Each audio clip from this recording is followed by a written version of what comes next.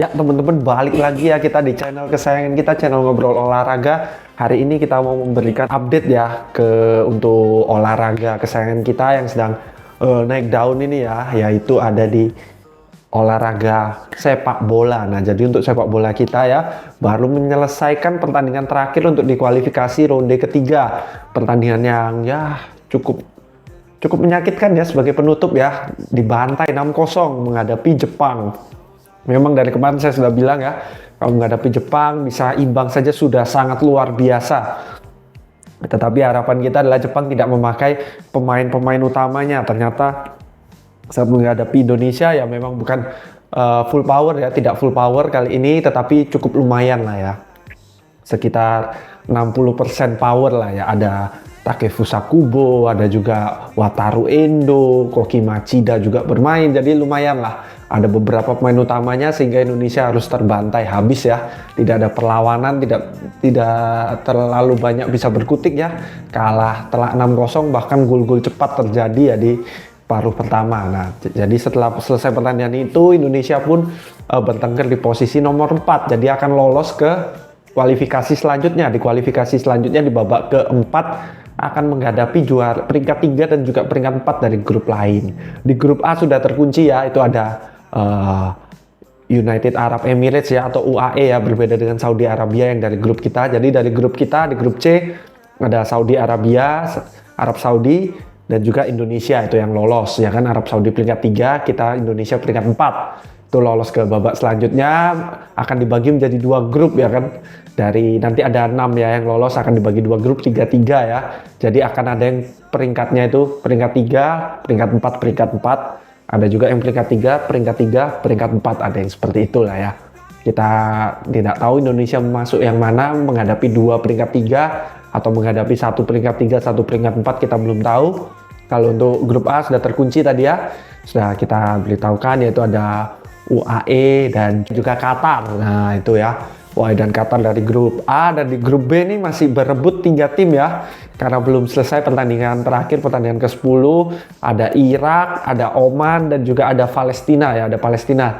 Ketiganya masih bisa lolos menempati peringkat 3 maupun peringkat 4 ya. Jadi peringkat 3 sampai peringkat 5-nya ini masih bisa bertukar satu sama lain. Jadi masih ada 3 wakil dari grup B. Kita belum tahu yang mana yang kira-kira akan lolos pastinya, tapi ya kira-kira pasti 2 dari 3 ini ya, yaitu Irak, Oman, dan Palestina.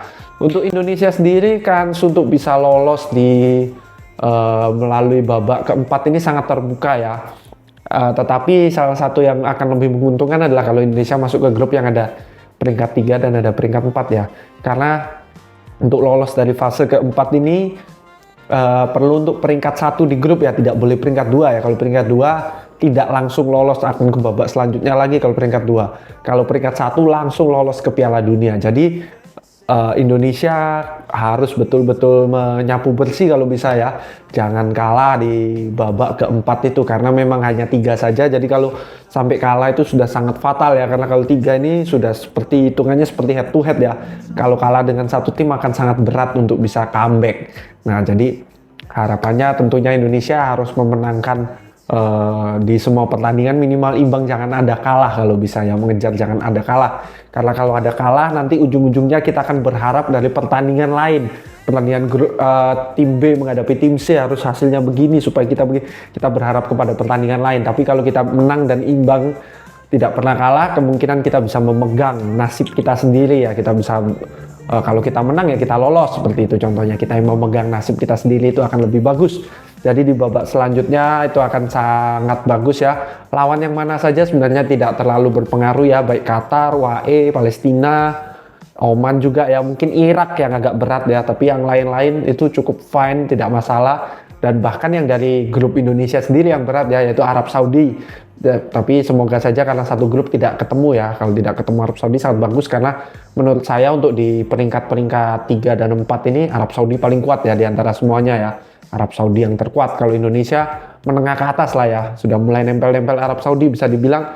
Mungkin kalau ada yang bilang Indonesia terkuat nomor 2 di peringkat 3 dan 4 ini masuk akal ya, karena memang Indonesia banyak perkembangan dan secara kualitas pemain sebenarnya cukup tinggi Indonesia, hanya saja mungkin memang chemistry belum dapat ya, karena belum sempurna lah chemistry-nya kita bilang, karena memang kebanyakan pemain Indonesia kan pemain timnas yang masih baru join ke Indonesia.